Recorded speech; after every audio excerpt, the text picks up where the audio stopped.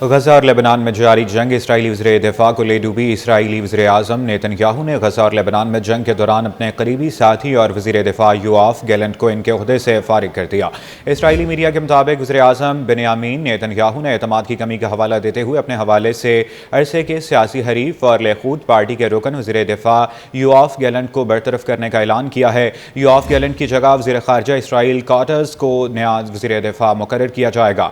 Nitin Yahoo کہنا تھا کہ جنگ کے ابتدائی مہینوں میں یوآف گیلنٹ پر اعتماد تھا اور وہ بہترین کام کر رہے تھے، مگر گزشتہ کچھ مہینوں میں یہ اعتماد ٹوٹ گیا۔ یوآف گیلنٹ جنگ کے معاملات پر نیتن یاہو سے اختلاف رکھتے تھے اور انہوں نے کابینہ کے فیصلوں کے برعکس بیانات دیے۔ اسرائیلی وزیر اعظم نیتن یاہو کے مطابق ان اختلافات کو ختم کرنے کے متعدد کوششیں کی گئی، لیکن یہ خلیج بڑھتی چلی گئی جس سے نہ صرف عوام بلکہ دشمن بھی واقف ہوئے اور انہوں نے اس کا بھرپور فائدہ اٹھایا۔ اسرائیلی وزیر اعظم نیتن یاہو کے مطابق حکومت کے بیشتر اراکین ان کے فیصلے سے متفق ہیں۔ وزیر دفاع یوآف گیلنٹ کی برطرفی کے بعد اسرائیل اپوزیشن نے نیتن یاہو کو تنقید کا نشانہ بناتے ہوئے نیتن یاہو نے گیلنٹ کو برطرف کر کے ملکی سلامتی کو خطرے میں ڈال دیا ہے۔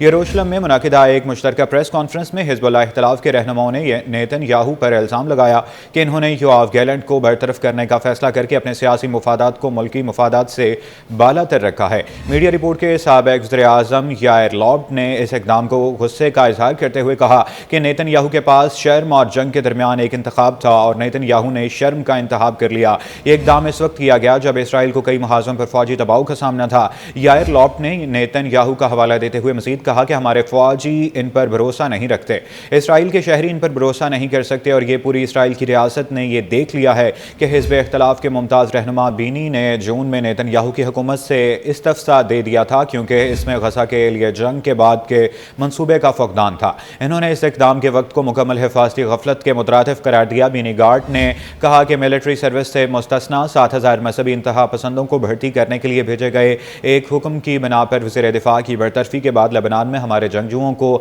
آج کیسے سوچنا چاہیے۔ لیبر پارٹی کے یائر گولن نے بھی کہا کہ نیتن یاہو اور ان کے حکومت ناجائز ہے۔ انہوں نے اس حوالے سے اسرائیلیوں سے سخت احتجاجی کرنے کا مطالبہ کر دیا۔ ان کا مزید یہ کہنا تھا کہ اگر ہم سب یہ طے کر لیں کہ انتخابات تک ہم کام پر نہیں آئیں گے تب ہی حکومت کو احساس ہوگا کہ اس میں حکومت کرنے کی صلاحیت نہیں ہے۔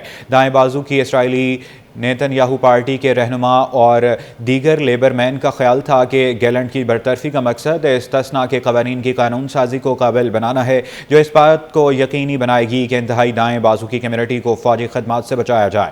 دوسری جانب اسرائیلی اخبار ہارٹیز کے پبلشر ایموس شوکن کی جانب سے فلسطینیوں کے حق میں بیان دینے پر اسرائیلی حکومت تلملا اٹھی۔ حکومتی وزراء نے اخبار کی سرگرمیوں کو محدود کرنے کا مطالبہ کر دیا۔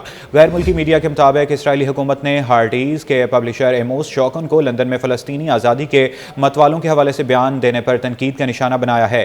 شوکن نے گزشتہ دنوں لندن میں ایک کانفرنس میں خطاب کے دوران اسرائیل کی موجودہ حکومت پر الزام عائد کیا تھا کہ وہ فلسطینی آبادی پر ایک ظالمانہ نسل پر پرستی کا نظام مسلط کر رہی ہے۔ ایموس شوکن نے مزید کہا کہ اسرائیلی فلسطینیوں سے لڑائی کو دہشت گردی کہہ کر جائز قرار دیا ہے جبکہ وہ آبادکاری کے دفاع میں دونوں اطراف ہونے والے نقصانات کو نظر انداز کرتا ہے۔ اسرائیلی حکومت کی جانب سے شدید رد عمل آنے کے بعد اخبار کے پبلشرز نے وضاحت کی ہے کہ حماس کو آزادی کے متوالے نہیں سمجھتے اور ان کی حمایت صرف ان آزادوں کے متوالوں کے لیے ہے جو مسلح کارروائیوں کا سہارا نہیں لیتے۔ اس کے باوجود اسرائیلی وزیر مواصلات شلومو کارہی نے اخبار کے خلاف حکومتی پابندیوں عائد کرنے کا مطالبہ کیا۔